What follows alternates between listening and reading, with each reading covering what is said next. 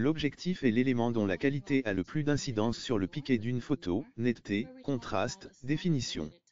Il est caractérisé par sa focale en millimètres, son ouverture pour la luminosité et son angle de champ. L'offre est pléthorique et le choix d'un ou plusieurs objectifs dépend du type de photographie à réaliser, sport, paysage, photo familiale, reportage, et bien sûr du budget, sachant qu'il faudra débourser au grand minimum 100 € pour acquérir un bon objectif. Une règle à retenir, il est toujours préférable d'utiliser un bon objectif avec un boîtier bas de gamme, plutôt que l'inverse, donc mettez le paquet sur votre ou vos objectifs. D'autant que contrairement au boîtier dont la technologie évolue très vite, l'objectif est un investissement durable et peu assujetti à l'obsolescence. Il y a deux catégories d'objectifs, les objectifs à focale fixe et les objectifs à focale variable. Un zoom est souvent plus pratique à l'usage, notamment lorsqu'il n'est pas possible de se déplacer autour du sujet, toutefois la qualité d'un objectif fixe est en général très supérieure. Exprimée en millimètres, la longueur focale est la distance entre le capteur du boîtier et le centre optique de l'objectif.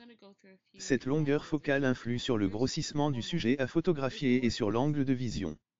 Plus la focale est courte, et plus l'angle de vision est grand. On obtient ainsi un champ de vision très large avec un objectif grand angle de 16 mm et un angle de champ très réduit avec un téléobjectif de 400 mm. All I know is from people who read the memo and people whose opinions that I trust is that it was much ado about nothing. Now I'll say, pointing out gender differences or cultural differences and passing this out as a memo in your workplace should be obvious to anyone that that's a bad idea. So I certainly don't defend him in terms of getting fired. If I was a company, I'd probably fire him too, because it just doesn't look good. It doesn't look good. It doesn't feel good, whether it's true or not. The question would be more about, is it appropriate in that format in the workplace? In a private conversation, even a conversation with colleagues who wanted to have that conversation, but to send that out to the company doesn't really look appropriate. So I'm definitely not defending him on that front.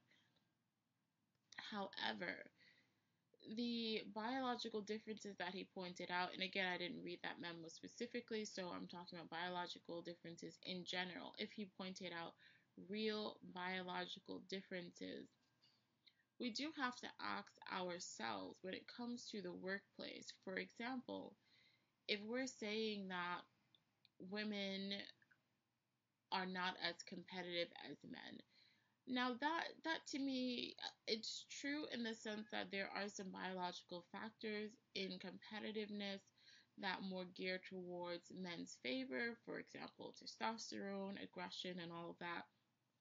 However, women who choose certain fields where they know there has to be competition often can rise up to that career field, just as men who choose work environments that where care is most prominent, they can rise up to that level. So that's an individual thing.